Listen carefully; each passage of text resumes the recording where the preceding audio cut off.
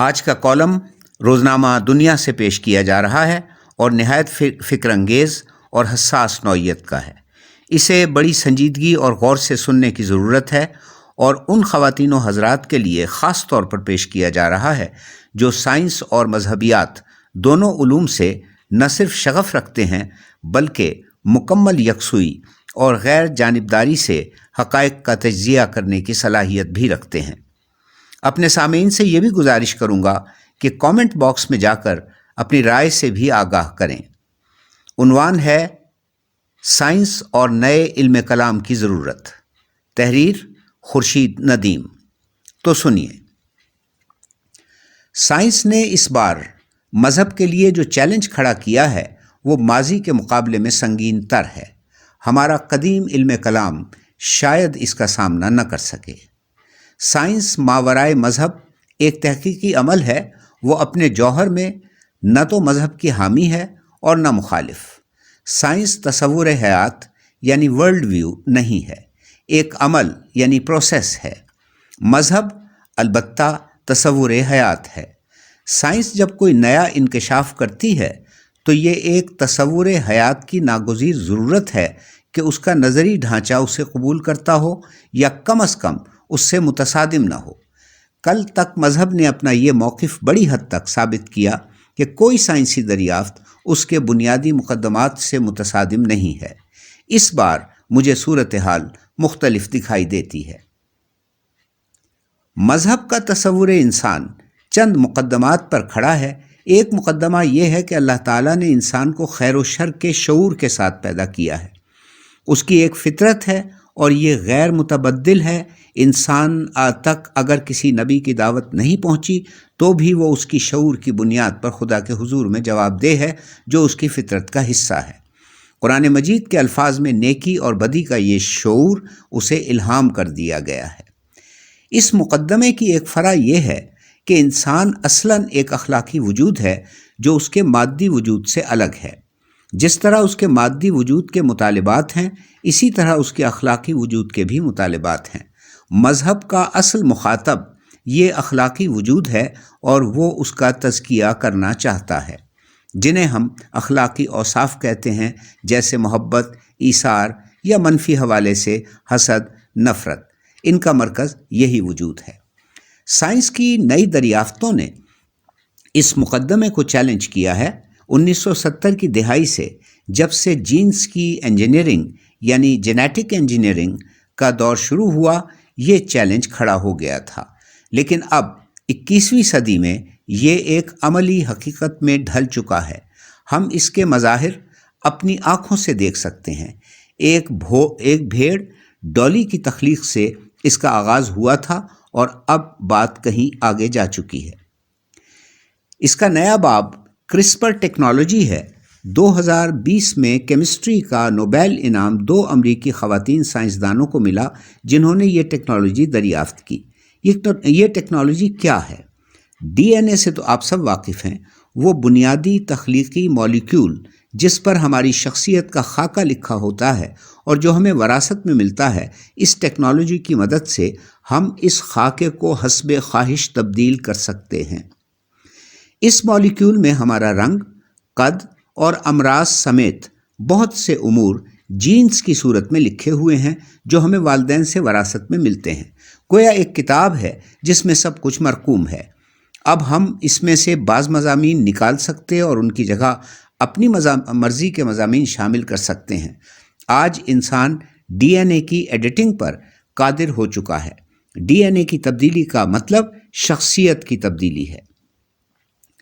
کرسپر technology نے اسے ایک ایسی سطح تک پہنچا دیا ہے کہ اب یہ بہت سہل بھی ہے اور قابل فہم بھی۔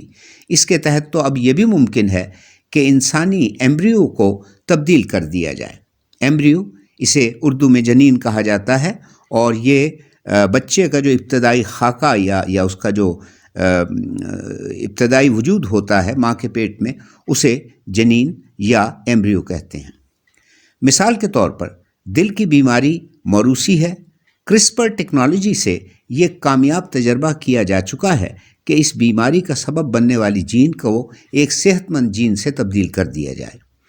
گویا انسان یہ قدرت رکھتا ہے کہ انسان کی تخلیق میں حسب خواہش تبدیلی لا سکے، اس کی شخصیت، شکل و صورت، ہر بات کو بدل ڈالے۔ اس کو ہم یوں بھی کہہ سکتے ہیں کہ اس کی فطرت کو تبدیل کر دے۔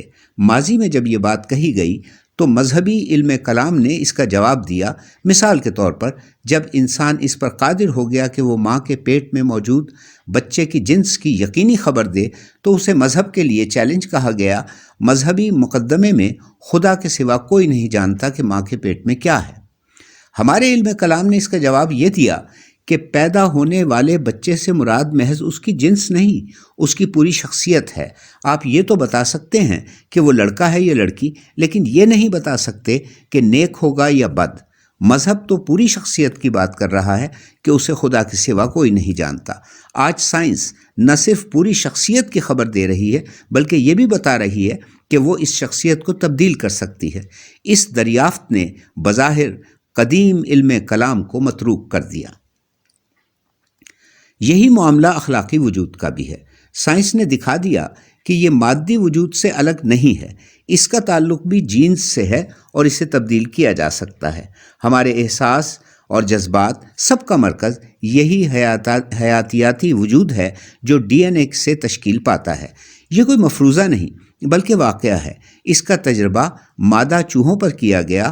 ان کے ڈی این اے سے آکسیٹوسن ہارمون پیدا کرنے والے جین کو نکال دیا گیا۔ آکسیٹوسن ہارمون دراصل ممتا کا جذبہ پیدا کرتے ہیں۔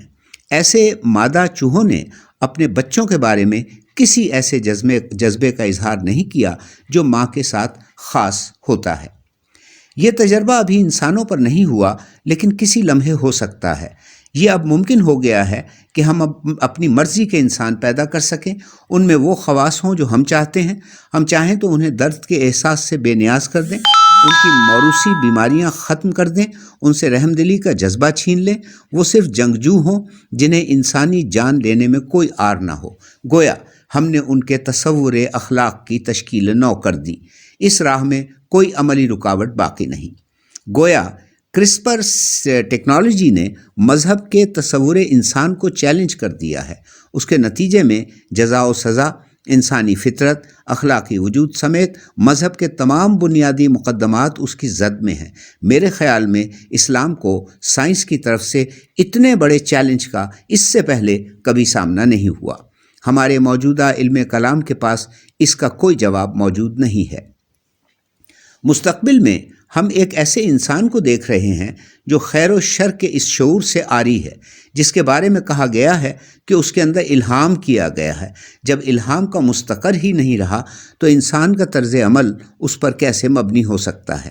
مذہب کا مقدمہ کھڑا ہی اس بات پر ہے کہ انسان اصلاً اس الہام کی بنیاد پر جواب دہ ہے یا اس نے کوئی عہد الست کر رکھا ہے۔ جب انسانی یادداشت باقی نہ رہی اور شعور بھی تبدیل ہو گیا تو اب جواب دہی کس بنیاد پر ہوگی؟ ایک مذہبی آدمی ہوتے ہوئے میں اب تک یہی خیال کرتا آیا ہوں کہ سائنس اور مذہب کے میدان الگ الگ ہیں اور وہ ایک دوسرے سے متصادم نہیں ہیں۔ اب مجھے یہ دکھائی دے رہا ہے کہ مذہب کا تصور انسان براہ راست سائنس کی زد میں ہے۔ اب تک مولانا وحید الدین خان جیسے اسکالرز سائنسی دریافتوں کو مذہب کا مقدمہ ثابت کرنے کے لیے بطور دلیل پیش کرتے آئے ہیں۔ اب سائنس معاون قوت کے بجائے ایک مد مقابل قوت کے طور پر سامنے کھڑی ہے۔ طبیعیات اور ما بعد الطبیعیات کی سرحدیں آپس میں مل گئی ہیں۔ مجھے مذہب کے نئے علم کلام کا انتظار ہے۔